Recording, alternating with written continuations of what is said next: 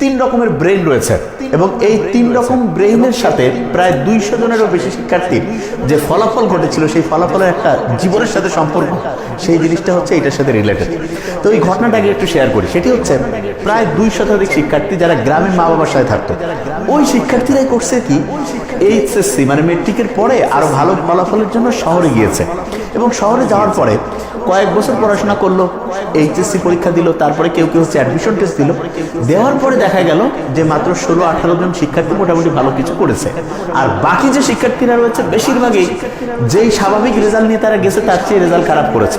এখন তাদের আসলে ঘটেছিল কি সেটা বুঝতে গেলে এই তিনটা ব্রেনকে আমাদের অ্যানালাইসিসের মধ্যে আনতে হবে। তো এইটা বোঝার আগে আমরা গোল্ড ফিশের নিশ্চয়ই নাম শুনেছি। গোল্ড ফিশ এটার একটা জিনিসের উপরে ফোকাস করার মানে একটা জায়গায় হচ্ছে অ্যাটেনশন দেওয়ার সর্বোচ্চ ক্যাপাসিটি হচ্ছে 9 সেকেন্ড।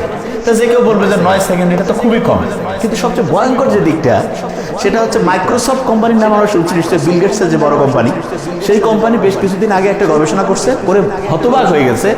বেশিরভাগ মানুষ 8 সেকেন্ড আছে না, 8 সেকেন্ড পরেই আর একটা জায়গায় ঠিকভাবে মনোযোগ ধরে রাখতে পারছে না। তার মানে আমাদের যে মনোযোগের ক্যাপাসিটি আগে অনেক ভালো ছিল, সেটা কত ভালো ছিল। এন্ড্রু কার্নেগির একজন নাম রয়েছে, তিনি ছিলেন 1835 সালে জন্ম নেয়া আমেরিকার একজন হচ্ছে বলা যায় সবচেয়ে ধনী মানুষ। প্রথম জীবনে খুবই গরিব ছিল, পরবর্তী ধনী হয় এবং উনি অনেক অনেক হচ্ছে সম্পদ অর্জন করে। সমস্ত হচ্ছে যে ওটাকে বলবো যে এজেন্সি যারা হচ্ছে যে রাষ্ট্রের বিভিন্ন গোয়েন্দা বাহিনী, তারা চিন্তা করছিল ইনি এত টাকা করলো কি করে। সব খোঁজাখুঁজি করে যখন কোনো রকমের দুর্নীতি কোনো রকমের অবৈধ কিছু পায়নি, তখন ওনাকে জিজ্ঞেস করলো যে আচ্ছা আপনার এত যে হচ্ছে যে বিজনেসের মধ্যে সাকসেসফুল হওয়ার মূল রহস্যটা কি। তো উনি তখন বলছে যে আমি 5 মিনিট একটা জিনিস নিয়ে একদম মনোযোগ দিয়ে চিন্তা করতে পারি। তো সবাই বললো এত কম, এটা তো খুবই সহজ। তখন তাদেরকে জিজ্ঞেস করা হয়েছিল ঠিক আছে আপনারা চেষ্টা করে দেখুন পারেন কিনা। বেশিরভাগ জন 2.5-3 মিনিট 3.5 মিনিট করে হচ্ছে ফোকাস রাখতে পেরেছিল। তার মানে ভালো ভালো অফিসিয়াল তারা 3-3.5 মিনিট পর্যন্ত রাখতে পারতো, আর এন্ড্রু কার্নেগি 5 মিনিটের বেশি। তার মানে জীবনে সফল হওয়ার ক্ষেত্রে ফোকাস ধরে রাখার মারাত্মক গুরুত্ব রয়েছে। এখন আমাদের এই ফোকাস ধরে রাখার ক্যাপাসিটি মাত্র 8 সেকেন্ডে নামছে অধিকাংশ মানুষের, এবং এটা কি কারণে সেটা ইনশাআল্লাহ আমরা আবিষ্কার করার চেষ্টা করবো। এখন যে জিনিসটা মোস্ট ইম্পর্টেন্ট সেটা হচ্ছে বর্তমান সময়ে কোকেন, হিরোইন, মরফিন, এই যে বিভিন্ন নেশা জাতীয় জিনিস আছে, এইটা যতটা ক্ষতি করে তার চেয়ে বেশি ক্ষতি করে যে কোনো রকমের হচ্ছে অশ্লীল ভিডিও ছবি যে রয়েছে এগুলো। কারণ অনেকে বলবে যে ভাই এটার কারণটা কি। এটার কারণটা হচ্ছে আমরা যে 3টা ছবি দেখিয়েছিলাম সেখানে আবার ফিরে যাব। সবচেয়ে ভয়ঙ্কর যেটা, কেউ যদি অশ্লীল ভিডিও কিংবা হচ্ছে যে ছবি চিন্তা ভাবনা করতে থাকে, তখন দেখা যায় তার মস্তিষ্কের সবচেয়ে গুরুত্বপূর্ণ একটা অংশ যেটা হচ্ছে প্রিফ্রন্টাল কর্টেক্স। কি নাম? Prefrontal cortex. এই প্রিফ্রন্টাল কর্টেক্সের মধ্যে যে গ্রে ম্যাটার আছে, কি নাম? Grey matter. এই গ্রে ম্যাটার আস্তে আস্তে ধ্বংস হতে থাকে এবং সবচেয়ে ডেঞ্জারাস জিনিস হচ্ছে গ্রে ম্যাটার অসংখ্য কাজের মধ্যে সবচেয়ে 2টা সেরা কাজ করে। ঠিকই সেই 2টা সেরা কাজ, একটা হচ্ছে আমরা কোনো বিষয়ে যে ডিসিশন নেই মানে সিদ্ধান্ত নেই, সেই সিদ্ধান্ত নেওয়ার ক্যাপাসিটি এবং তথ্যকে প্রসেস করার যে ক্যাপাসিটি, তথ্যকে প্রক্রিয়াজাত করার যে ক্যাপাসিটি, সেইটা হচ্ছে করে হচ্ছে এই গ্রে ম্যাটার। এবং আরেকটা ইন্টারেস্টিং জিনিস রয়েছে, সেটি হচ্ছে প্রিফ্রন্টাল কর্টেক্স এবং হিপ্পোক্যাম্পাস।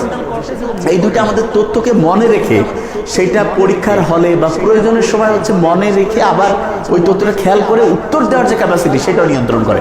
তার মানে প্রিফ্রন্টাল কর্টেক্স যদি ধ্বংস হতে থাকে তাহলে গ্রে ম্যাটার ধ্বংস হচ্ছে। গ্রে ম্যাটার ধ্বংস হলে কেউ একটা জীবনের ডিসিশন নেওয়ার যে ক্যাপাসিটি সেইটার মধ্যে ধ্বংস হয়, তথ্যকে প্রসেস করার যে ক্যাপাসিটি সেইটা ধ্বংস হয়, এবং পড়া মনে রেখে সেটা খেয়াল রাখার যে দক্ষতা সেটাও কমে যায়।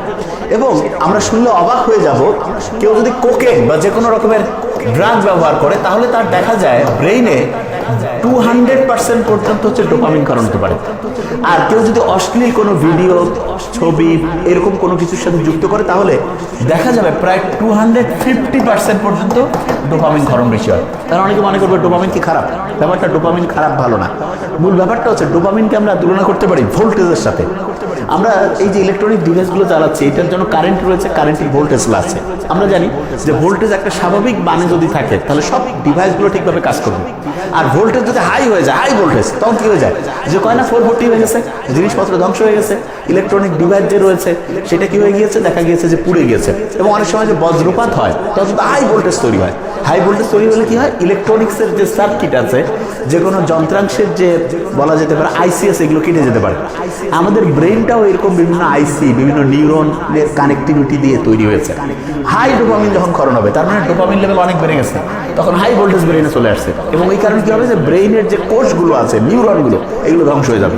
এবং সবচেয়ে ভয়ঙ্কর দিক, ব্রেইনের স্বাভাবিক যে প্যাটার্ন আছে, যেভাবে ব্রেইনের হচ্ছে যেই রাস্তায় ঠিকভাবে কাজ করার কথা, সেই রাস্তার গতিপথ চেঞ্জ হয়ে যাবে। ওই যে ভূমিকম্প হইলে যে কারণে অনেক সময় নদীর যে গতিপথ চেঞ্জ হয়ে যায়, ব্রেইনের স্বাভাবিক যে গতিপথ সেটা ধ্বংস হয়ে যাবে।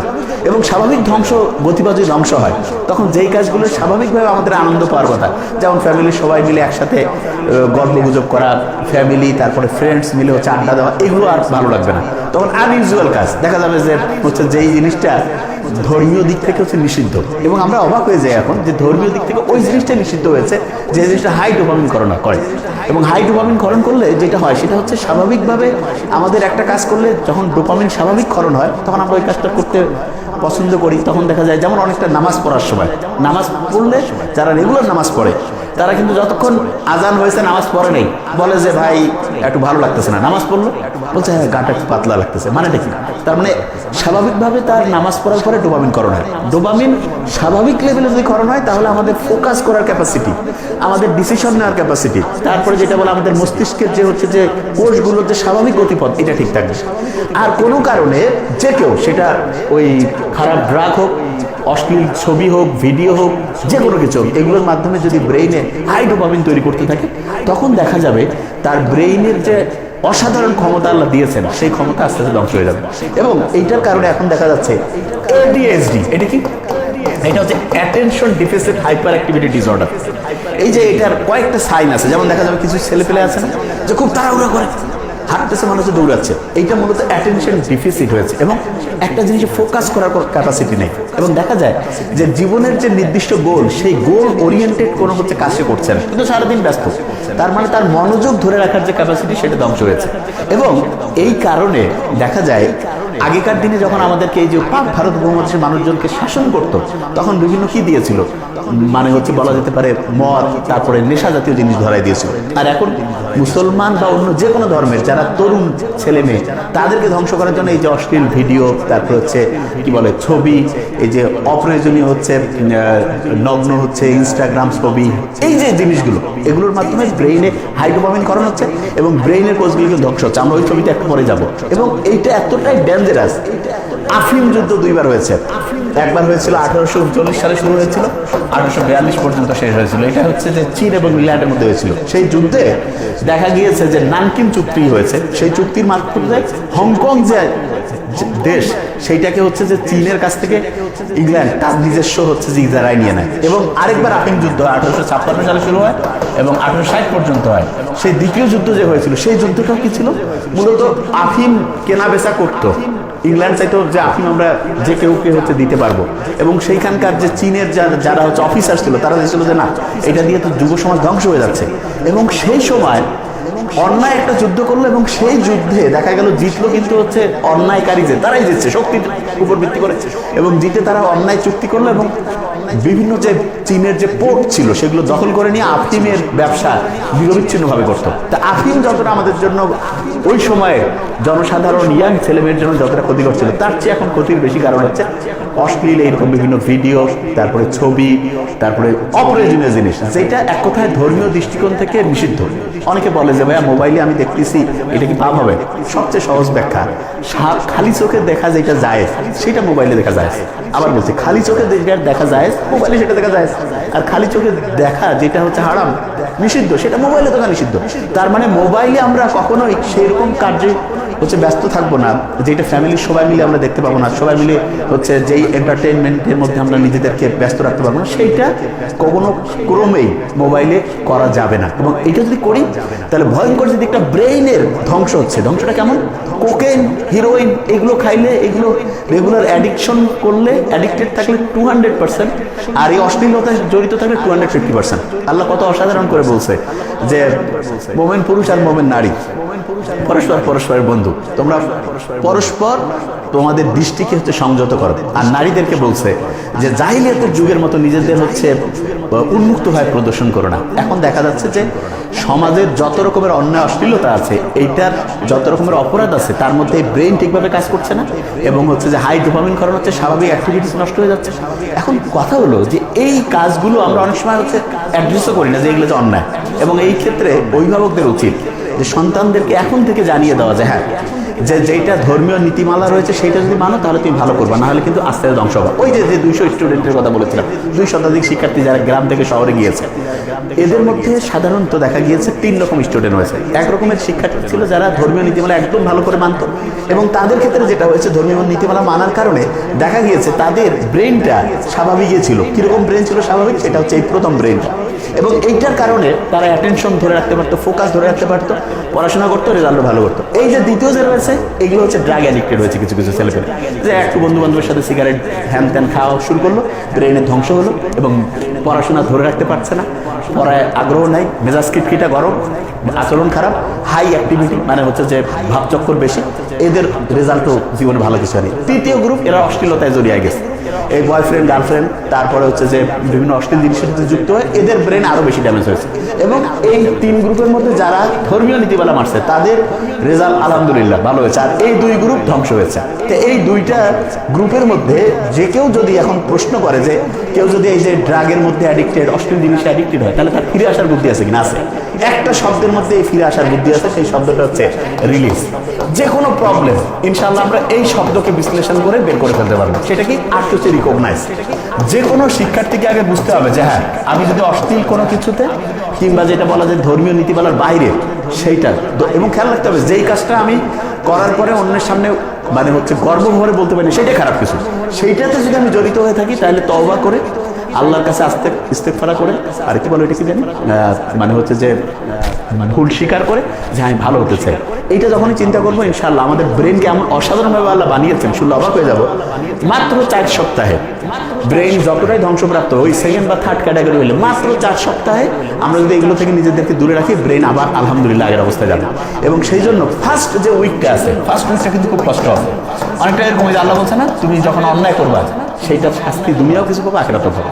তো ওই যে 2 নাম্বারই যা কিছু করছি সেইটার জন্য ফার্স্ট উইক কষ্ট হবে, প্রচুর কষ্ট হবে, এবং ঘুম আসবে না, হাত পা ব্যথা করবে, মানে খাওয়ার রুচি কমে যাবে, ভয় লাগবে, বুক ধরপড় করবে, এই জিনিসগুলো হবে।